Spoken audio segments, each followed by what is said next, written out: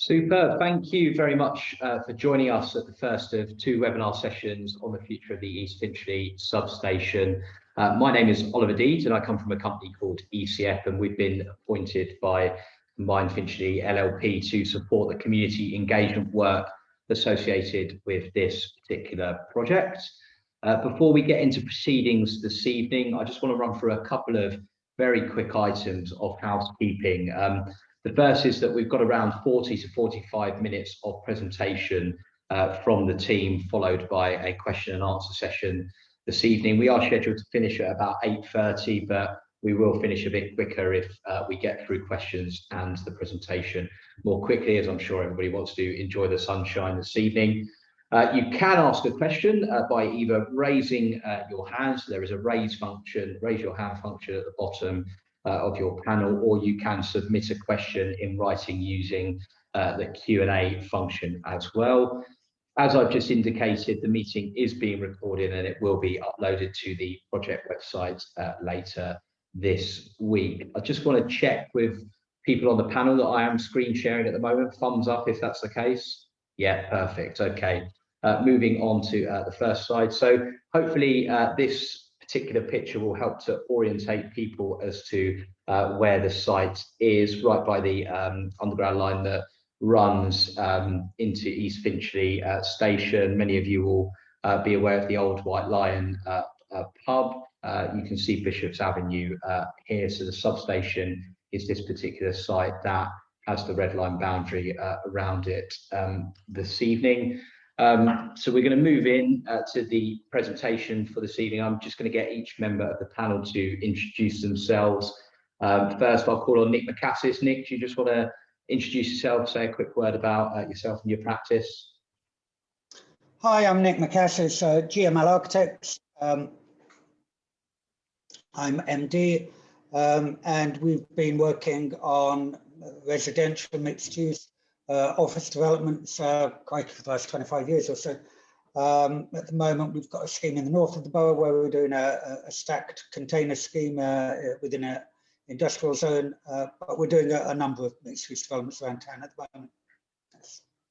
Lovely, thanks, Nick. Luke, I'll bring yourself in. Thanks, Ollie. So Luke Raystrick, I'm the Managing Director of Centro Planning Consultancy, and my colleague Annie, who's assisting on this project, is also present. Like Nick, got a lot of experience in doing these sorts of mixed-use schemes, both in Barnet and across the wider Greater London area. And Annie, given you're here, you might as well come on and just say hello. Hi everyone, I'm Annie and I work with Luke at Centro. Brilliant, thank you everybody. Richard Hayward in the chat has said he can't hear anything. I'm hoping that might be, Richard, if you can't, then I would suggest that you leave at the moment and come back in, and we are recording this, so you will definitely get the opportunity to listen back if you do miss out on anything. So I think all the panelists can hear each other, which suggests that our technology is working okay and nobody else has raised it. So try coming out and back in, and if that doesn't work, we'll catch up afterwards and I'll make sure that you get the video ASAP. So we're going to move straight into the presentation. So this will take around about 40 odd minutes to complete, and then we will move into questions. So I think without further ado, I'm going to hand over to Luke. Luke, over to you on the site. Thanks, Ollie. So you'll all be well aware, familiar with the site. It's the former substation that was connected to East Finchley Underground Station. Of course, it's been unused for many, many years now and has become rather derelict and overgrown. The site, again, as you'll know, is very sustainably located. It's on the edge of East Finchley town centre, also in very close proximity to the underground station. But it's not really living up to its potential. It's a fantastically located site, but isn't contributing to the vitality and viability of the town centre. One important technical point which you may not be aware of is that the building, not only was it there to accommodate all the switchgear and everything else, but it also and continues to act as the retaining structure for the railway embankment along this portion. And certainly TfL have desires to replace this with a new retaining structure, a new retaining wall, because quite simply it's just not fulfilling the role that it needs to do, and is becoming increasingly difficult to maintain. Now, to be able to do that, it means that the whole of the back of the building would have to come off in any event, and there would have to be a 3-meter maintenance strip for TfL to get in and inspect the new wall. So regardless of whether a development proposal was coming forward or not, the building will have to come down simply to put back a new retaining structure for the essential transport infrastructure on the embankment. The last point just to make here, and you may not be aware of this though, is that the council is currently consulting on its new local plan, and the site has been identified for comprehensive redevelopment of a mixed-use scheme comprising residential flats and commercial floor space.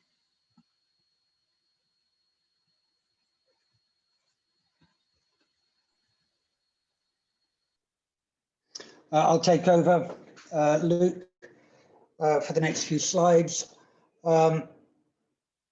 The site context, which forms effectively the beginning of the brief. The site is at the meeting point of 3 different character areas. It's situated opposite the Hampstead Garden Suburb Conservation Area. It's at the northern end of the run of commercial buildings on the Great North Road that lead up to the railway line. And then it's on the edge of the East Finchley District Town Centre, beyond the railway line, and opposite the underground station. This map extract here identifies in yellow the commercial uses at ground floor, and showing how the town centre uses continue south of the railway line, with the site effectively a stepping stone between the different character areas, and at the same time continuing to function as part of the high street and the commercial uses, and then linking the commercial uses down opposite and beyond to the south. Whilst it's not in the conservation area, it is directly opposite, and so the proposals are designed to be sensitive to this part of the context. If we move along here on the right hand side, you've got those kind of a whole load of snapshots of the different characters that we're kind of on this pinwheel, this hinge point of. The approach, the first diagram here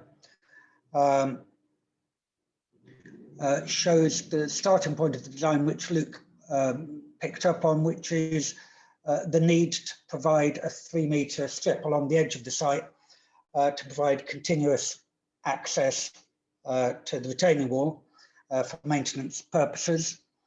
And then these other diagrams kind of show the constituent parts and how we pulled the approach together.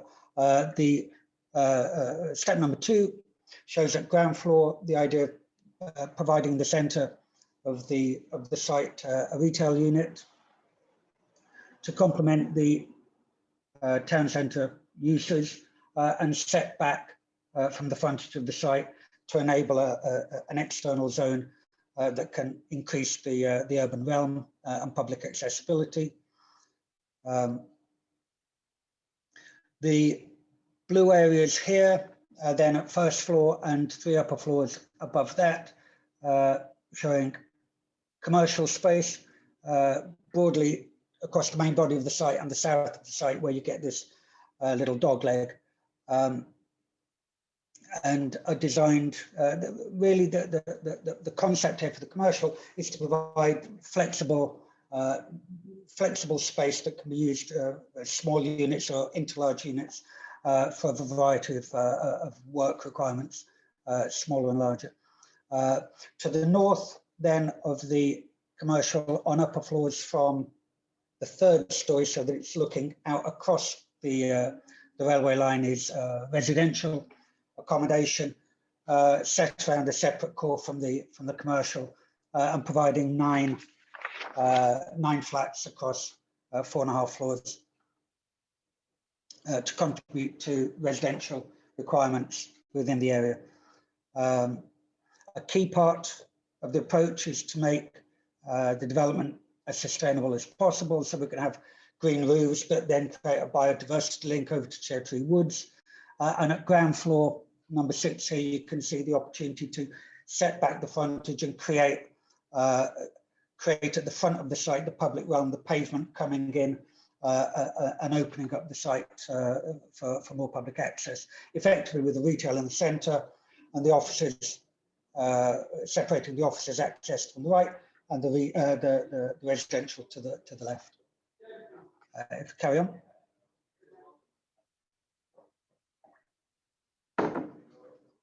These are indicative plans that we've worked up at the moment and that we're discussing with the local authority, and show in plan form what we were talking about in terms of how the massing all comes together. At ground floor, you've got the purple is the retail within the centre of the scheme. Pushed back, the red line is the site boundary. So to the left of the red line, you've got the pavement, and you can see there that the building's pushed back. One, to retain the majority of the trees across the frontage, and we'll be adding a few more. So you get that sense of greening with the building set back, to increase the public domain, to create the opportunity for a landscaped area, and then either side of the retail, with the centre of the site, you've got access for residential on the left, and then commercial office workspace on your right hand side, likely with a series of meeting spaces that can be used by all, a whole multitude of occupiers on the upper floors in a kind of shared workspace environment. You can see, I mean, the dotted line here, dotted lines on the upper floors for the commercial just identify how you might be able to split up the floor plates into smaller units, multiple units that are ideal for starter units, small, medium enterprises, or for larger units if they wanted to take more of a floor plate. And you'll see that the disposition of the unit shows that everyone would get good aspect, either front or back. First floor is all commercial because you're looking out at the back towards the retaining wall.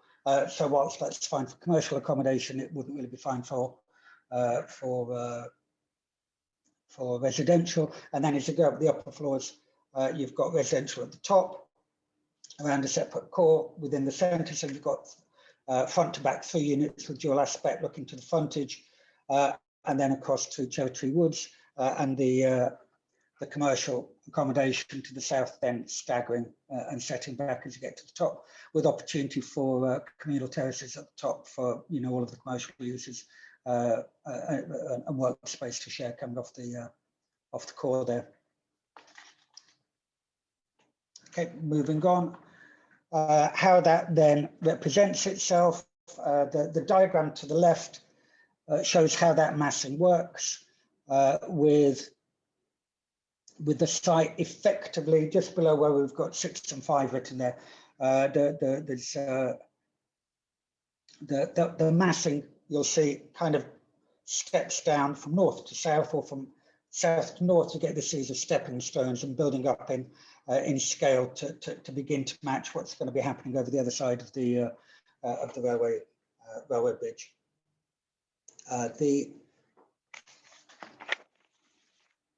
The CGI above shows the building emerging from the tree-lined frontage. Materials are proposed as brickwork with stone accents and with fenestration with vertical proportions, all characteristic for the wider area.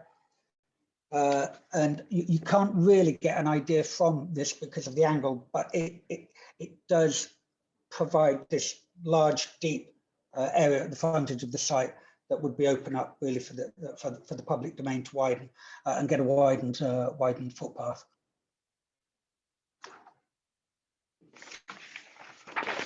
The view from the lower part of Bishop's Avenue, as the large stretch of Bishop's Avenue curves around to meet the Great North Road. This is really the only part of Bishop's Avenue that you'd begin to the development would emerge from behind the trees, the retained trees here at the frontage.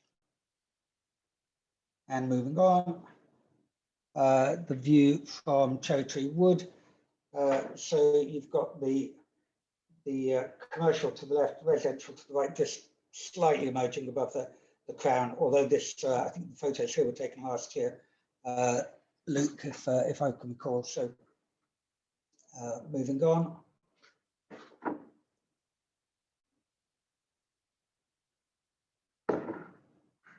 We're working with Turkington Martin, who are the landscape architects for the Royal Veterinary College campus at Potters Bar, to create an all-encompassing and holistic landscape-led approach to the redevelopment of the site, and certainly to the frontage. You'll see here that you've got this permeable green landscaped zone that runs across the front of the building between what is going to be a widened public footway that then gives more space around the large mature plane tree at the frontage. I think it's picked up there as 216, and then separates a zone across the front of the site that connects then the entrances for the residential to the top and the offices workspace to the bottom, with the retail between. So there's a real opportunity to enrich and deepen, enrich, enlarge that area to the front. That at the moment, when you walk across the site, you're always aware of that kind of green area, but you're never really invited in or to become part of it. And these proposals, designed together with Turkington Martin, really allow, we think, a significant improvement, an improved permeability and accessibility to that area. At the bottom there, just a number of precedent photos of the kind of feel, you know, for the planters and seating within that area and around some of the trees. Moving on, just really some photos to give a feel for the kind of spaces that that we'd anticipate within. The opportunity for convenience store ground floor, designed to complement the town centre and wider area, and then upper floors, this kind of loose office workspace that can be divided up into multiple spaces or larger single spaces. Very much along the kind of, I suppose, you know, shared workspace tradition that's been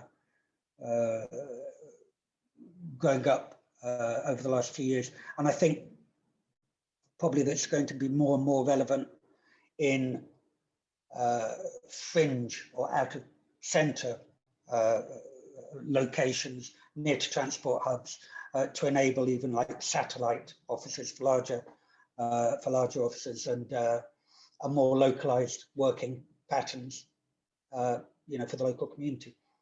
Moving on, I think back to you, Luke. Thanks, Nick. So just picking up on some of the sustainability credentials of what we're looking to do here, as Nick has said already.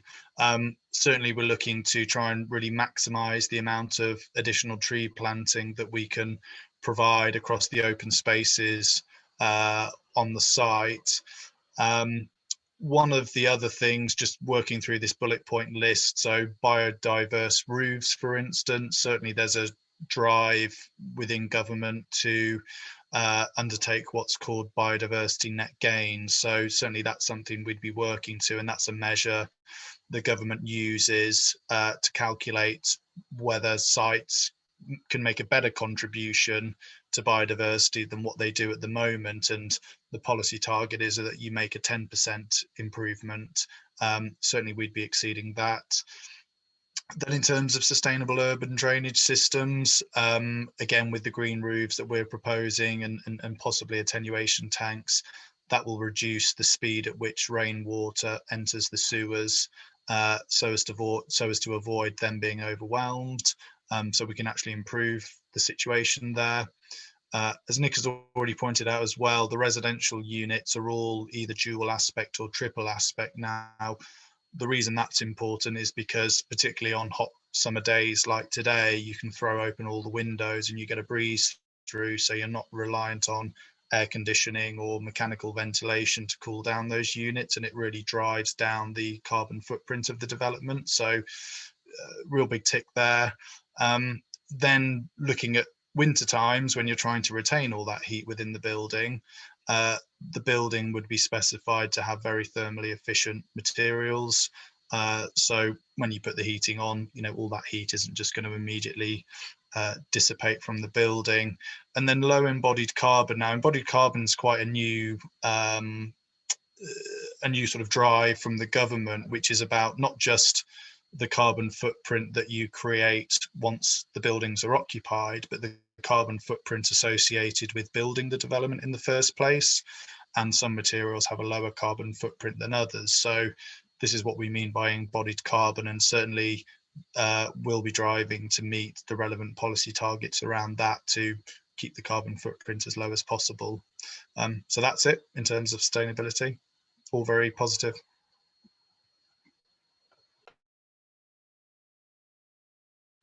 And then in terms of construction, always people very interested, local residents very interested in construction and how disruption from construction can be minimized as far as possible. Clearly, any contractor that the developer uses here will be part of the considerate constructors scheme, and there would be limitations on the working hours and the amount of noise that can be created. The whole construction management regime is it certainly isn't what it was, and it's much more well controlled now through the planning process. As the second point raises, there would always be a liaison officer as part of the construction work, so that if residents felt that things weren't running as smoothly as what they ought to do, then there's a hotline that people can call. They can immediately speak to somebody and get that issue resolved as quick as possible. And then also there would be regular newsletters to the residents, making them aware of the sorts of works that are going to be happening over the next few weeks periodically. And whether there may, for example, be a short periods of particularly noisy works, just so people can be prepared for those and make whatever arrangements they need to. So we're confident, in summary, that whilst there would inevitably be construction works, that we can minimise disruption to local residents. Thanks, Luke. And I'll just wrap things up. We've had a couple of questions come in, which is good. So I will put those to the panel in due course, just to let people know the process moving forwards. We are undertaking this period of consultation at the moment. So this is the first of two webinars that's taking place on the project. And we're asking for comments in on the scheme by the end of the month. And you can visit our website, www.eastfinchley.substation.co.uk, to find the feedback form. We will also be uploading a copy of this presentation, tomorrow's presentation, both the videos as well as the content, so you can sort of scrutinise and look at that in your own time. And then the idea is that the team are looking to submit a planning application to Barnet Council later in the summer. And then we think that the earliest opportunity to start any works on site is likely to be spring 2022, with the earliest completion date in summer 2023. But that would be with a fair headwind on in the process. So the contact details are down at the bottom in terms of the email address, telephone number, and the website as well. Hopefully this has been useful, and I will take some comments. Luke, you've got your hand up. I don't know whether that's a deliberate, you've missed something out. No, you've put your hand down. So we will move then into questions. I'm going to take them in the order that they came in the first instance. How many homes and how many affordable homes? I think the homes did get mentioned, but Luke, I'm going to throw that one to you. Can you just clarify how many homes are involved in the proposal and how many affordable homes are included? That's fine. So discussions are still ongoing with officers as to the precise number of homes. It's likely to be around the 8 or 9 mark, depending on the design that we ultimately settle on. as Nick explained, really the priority for this scheme is as a new neighbourhood workspace hub, given the changes that are afoot around, people not necessarily making commutes into central London and, needing somewhere close to where they live to carry out the majority of their work, their office work. So certainly that's been the focus of the development, and that takes up the vast majority of the floor space. So the residential component is quite a small minor component of it. Okay, you went a bit Dalek-y there, but that's because okay. of that, so just to say that owing to the number of homes that we're proposing, it wouldn't trigger the threshold to have to provide affordable housing. Okay. Whilst we've got you, before you turn full Dalek on us, a couple of questions on parking and access, because that wasn't mentioned in the presentation, and that is a fair point. So do you want to just talk us through, and I'm happy to bring up a visual if necessary, as to what the parking and access arrangements are going to be for the site? Yeah, that's absolutely fine. So taking each of the uses in turn, as I say, with the work hub, we certainly see that as being a local facility, one that people would either walk to or cycle to. So there's no parking associated with that other than a single wheelchair parking space. With the retail unit, again, same principle. We expect people to be walking or cycling to it. It's a local facility, and it's sized appropriately to be a local facility. And then with the residential, you're adjacent to a tube station, so you shouldn't need a parking space. And so the proposal is to be car free, albeit there would again be a wheelchair parking space for one of those units, which would be designed to be wheelchair accessible. Okay, in that case, we'll move on to another issue. And Nick, I might bring you in on this. An anonymous attendee has asked, is 6 stories in keeping with the area? It would be higher than any other building. And it would be good to, okay, we'll take that one first. So is 6 stories in keeping with this area, given what you said about the conservation area opposite? And wouldn't it be higher than everything else in East Finchley? If it was pushed right to the front of the street, then it would be higher than pretty much all those buildings along that run. What we've got, though, is effectively a building that's about a dozen meters back from the street frontage. And so in perspective terms, the height becomes the equivalent. It's just about the equivalent of if you take an angle from the street, and maybe we'll put up on the, we'll issue some sectional diagrams that show that the perception when you're in the middle of the street looking backwards, if you take an angle, it's the equivalent of a 3-story building that would be set right on the frontage. So, I mean, if you could get an equivalent amount of development by lowering the building and bringing it forward, but then, of course, you'd be taking away that opportunity to extend the urban realm at the frontage. In terms of whether it's suitable for a taller building on the site, we think it is by nature of its relationship as a stepping stone really between the commercial buildings to the south and its Varma House, which is the building immediately to the south of us, which is 3 commercial stories at the moment, but has got consent for an additional 2 stories. So you get this progression of 3, 5, 6, and then the railway line, and then starting again at 6 stories. So it's on this hinge point. I mean, it isn't, it's not, I don't believe it's a gateway site as such, but it is a meeting point of these different scales. And because it is set back, we believe that 6 stories, and it's 5 stories. I mean, effectively, you're going 2 stories, stepping back to 5, and then the top story is set back beyond that. So I think what might be helpful is if we add to the website some of these sectional diagrams that demonstrate the height within the angles that you set back. Yeah, I think that would be welcomed by the individual that's asked the question. And the other comment made was it'd be good to see some visualizations when the trees are not in full leaf. Is that something that will be produced as part of the process? Yeah, I'm sure we can do that. Okay. you're on camera saying that now, so that will be done. What I would say is that at the moment we are beginning discussions with the officers and design conservation and planning officers at the council, and so I think we'll want to take on board any issues that they raise in terms of the design before then adjusting the 3Ds to take on those changes. And I'm sure that in honestly they're going to ask for that in any case. So. Okay.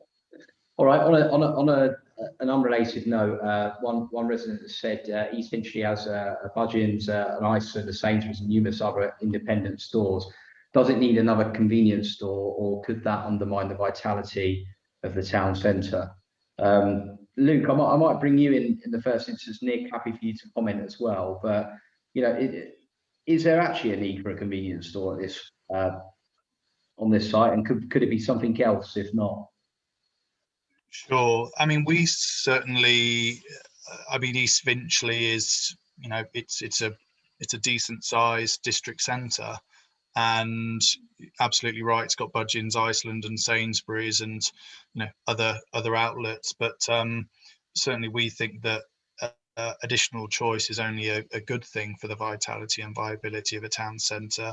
Certainly, there's other retailers, both nationals and also independents, or you know regional independents who aren't represented on the high street. And you know, for example, Waitrose is one retailer that isn't represented within East Finchley. You know, people might jump in their car or take a taxi to go to the Waitrose in Muswell Hill, for example. So certainly we're keeping an open mind as to which retailers, convenience store retailers, may be interested, but certainly what we want to be doing is retaining the local population's shopping habits within East Finchley district centre, not allowing it to leak out to other centres and other destinations further away, because if you can retain the people within the local area, then there's obviously spin-off benefits for all the other retailers and services that are on the high streets. Okay. Nick, were you going to come in on that one, or should we go to the next question? I'm happy with Luke too. Okay. All right. Next question. Is there a structural engineer's report to justify the statement that the existing building needs demolition? Luke, that was something you said in relation to works that TfL are looking to do. Where can we find the justification for that?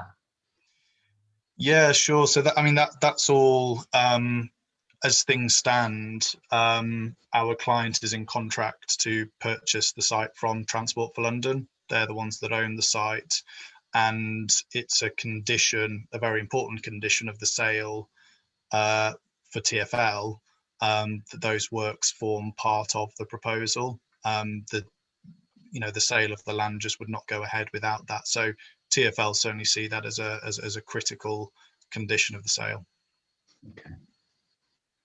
I think there's one. Well, I think this is a comment more than a question, but an attendee has said that I think it's hard to argue that workspace is more important than affordable housing. I suppose the question for yourself, Luke, is why put workspace in this area rather than affordable housing?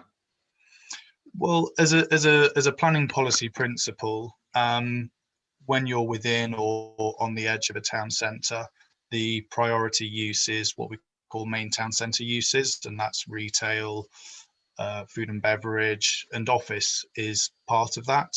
So certainly within national planning policy, there's a hierarchy in terms of what uses should be in what places, and in this sort of high street destination, office certainly sits higher than residential in terms of that hierarchy.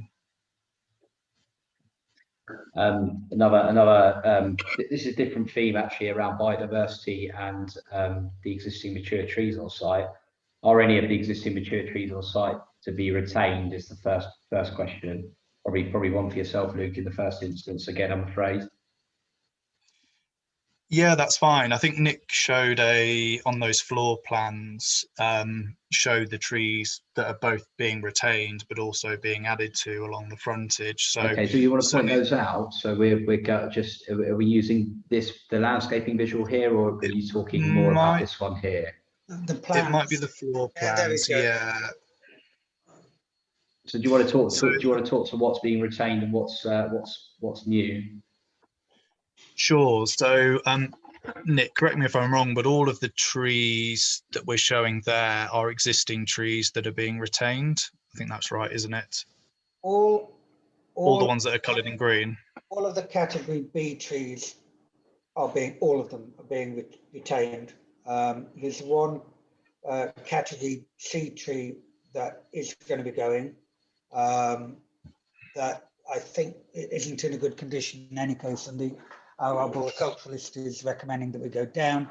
At the moment, we're not showing on this diagram new trees, but they're looking at a proposal to replace that tree. There's a few smaller ones that are really almost like scrub that are going to be going as well. But of the principal trees, all the category B trees are being retained.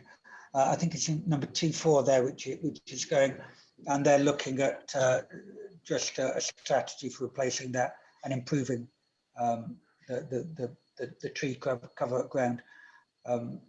Nick, can I just ask, because it's a sort of a little bit jargony, what do you mean by category B and category C?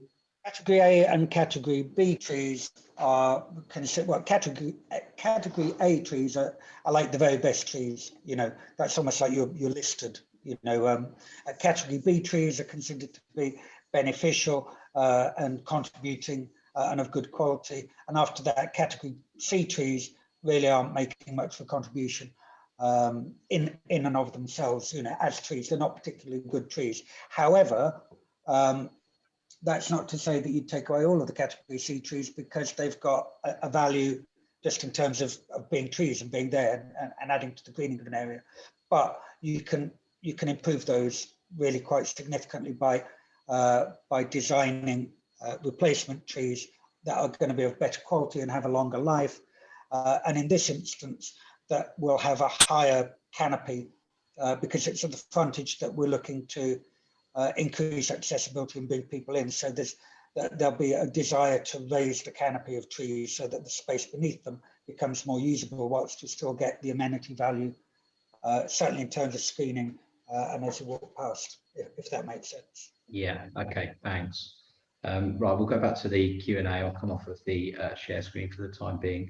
The one that was linked to this was, you intend to increase the biodiversity on site by at least 10% above existing. Is there a report which sets out the existing measurement of biodiversity on the site? Or has there been a report that's been undertaken on the existing biodiversity on the site? Luke, that's probably one for you in the first instance. Sure. So the report hasn't yet been produced. When I talk about the 10%, that is the policy expectation. And as I say, we would certainly look to exceed that. So as part of the process, and I think as Nick had said, we're somewhat early on in the process in terms of our discussions with the council officers. Clearly, this is the first time we're engaging with residents as well. That report will certainly be done, and the methodology that the ecologist will go through is absolutely to take a survey of the existing site. There's a very logical and well laid out methodology to work out what its biodiversity contribution is as existing. And then when the scheme is fully designed and finalized and all of those biodiversity enhancements have been designed into the scheme, then the ecologist would appraise that once more and again put a score against it. And through that process will ensure that we're making that 10% improvement. Now that could be, you know, the green roofs themselves, which can be homes for all kinds of bugs and creepy crawlies, and you know they obviously feed the birds and what have you, but you might also have bat boxes, for example, or swift boxes, and there's all kinds of different biodiversity enhancements that can be incorporated. Yeah, okay. Thank you. That's I think that's answered that question. There's a couple of planning related sort of comments rather than questions, I think, that I'll just put to you very quickly. Luke, one is that 6 stories is classified as tall by the Mayor's London Plan. Well, 6 stories is the threshold, so it just nudges into what's considered to be tall by the Mayor. Yeah. Okay. That's answered that one. And then just related to that, a comment, not a question, I'll put it to you anyway. National, regional and local policy promotes housing in town centres. It's not correct to say that offices are considered superior, which may have been a comment that you made earlier. I'm not sure, have to check the tape, but that is correct in terms of housing being favoured in town centre locations. No, I mean, look, housing is still encouraged in town centres, but in terms of a priority order, main town centre uses, by their very definition, are the preferred uses within town centres. Okay, a question on servicing. There's a couple of questions, I think, actually on servicing. First is how will servicing of the site work? And Nick, this might be one for you. And then linked to that, will delivery vehicles be able to gain access to the site, bearing in mind there is a cycle lane in the road? So if there's anything you can't answer here, we'll follow up definitely in writing. But Luke, do you want to take that one in the first instance? Yeah, that's fine. Yeah, that's absolutely fine. I mean, that is one of the key challenges that we've got here operationally and how we're going to make this work. Of course, the new cycle lane was installed post the pandemic, and from what we can gather, it's received a bit of a mixed reception. Some people think it's a great thing, others think it's terrible. So we're quite keen to know what very local public opinion is of that. We are looking at various options at the moment as to how we can make sure that delivery vehicles can either get in or out of the site, or otherwise do their servicing on the street edge, and how that might then interact with the cycle lane.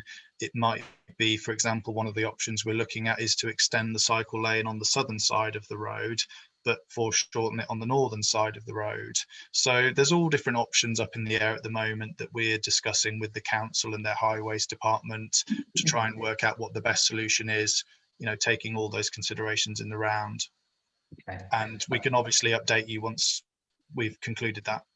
Yeah, I think that's one of the things to say, that we will wrap up these comments and make sure that anything that's not responded to now gets a response prior to the planning application going in, so that people have clarity on what the proposals are. Another question on the proposed work hub. Again, this might be a bit far down the line at this time, but what time are you proposing for the work hub to open and close, and on what days? Is it going to be do you guys envisage this being a 24/7 operation, or is it going to be, you know, during work times? What do you think an operator is going to require on this site?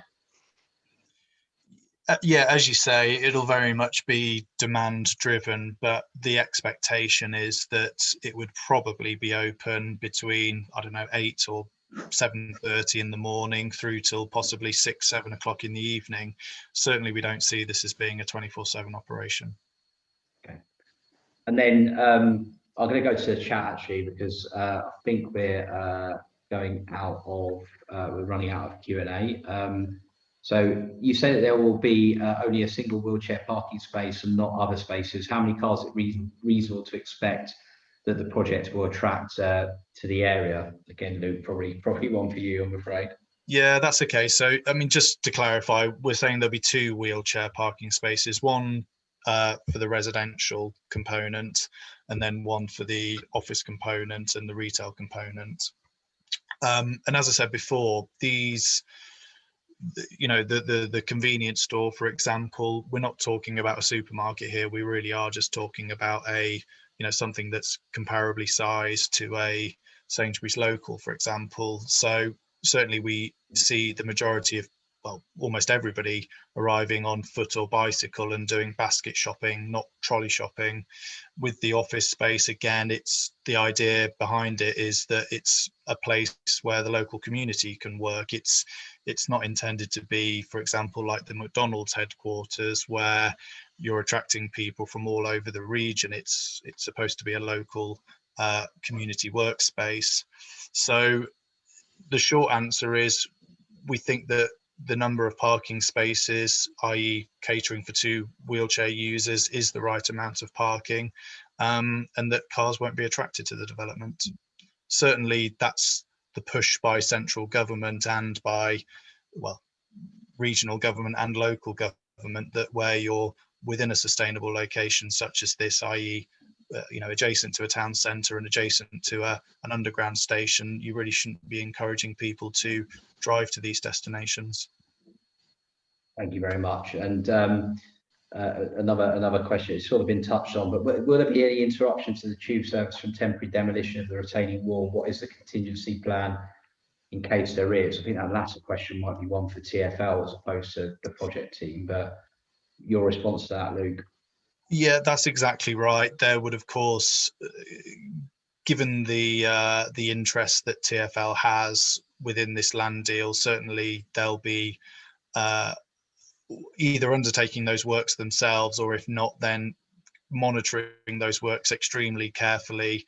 Those of us that have done development work close to train lines will know that these transport providers are incredibly sensitive around the detail, to ensure that there's continual smooth running of the transport network. Okay, and I've got a sort of last question, and if anybody's got any final questions, please feel free to put them into the chat. Again, one for Luke or potentially for Nick. Who is the developer of what they delivered locally in London? I can take that, or Nick. Yeah, go for it, Luke. Yeah, go for it. So yeah, the developer is, or certainly the main partner within the development is local, lives within the Garden suburb. So yeah, knows the area very well, and certainly will want to be delivering a development that that he's proud of and everybody else is proud of in the local community. Somebody's asked what is our definition of a local resident. I mean, I live in Finchley Central, and I probably wouldn't call myself a local resident. Church End, actually, I'm not a local resident to this area, so that's our definition. But Luke, what are you defining as a local resident? Sure, within a 5-minute drive away. Okay. Well, I'm gonna. I think we've gone through all of the questions in the chat. Hopefully, Richard, who couldn't hear anything at the start, has managed to find his way in and has heard something. I'm going to sort of give it another 5 seconds if anyone just wants to submit a last question. Otherwise, we will be wrapping up these questions and providing an FAQ sheet on the website when various materials do go up. So I don't see any more questions. So I think all it leaves me really to say, I'll share the last page again of the presentation, just to thank everybody for coming today, and just to encourage people to visit the website by the end of the week, www.eastfinchley-substation.co.uk. We will be uploading these materials by the end of the week, and then if people can get their comments and feedback to us by the end of the month, we'd be very grateful. If there are any other questions that haven't been answered tonight that you want to submit, please feel free to email us or contact us through the website. Nick, Luke, Annie, thanks for coming this evening and for your time. And I'm going to call things to a conclusion. Thank you very much. Thank you everyone for the questions. Thanks.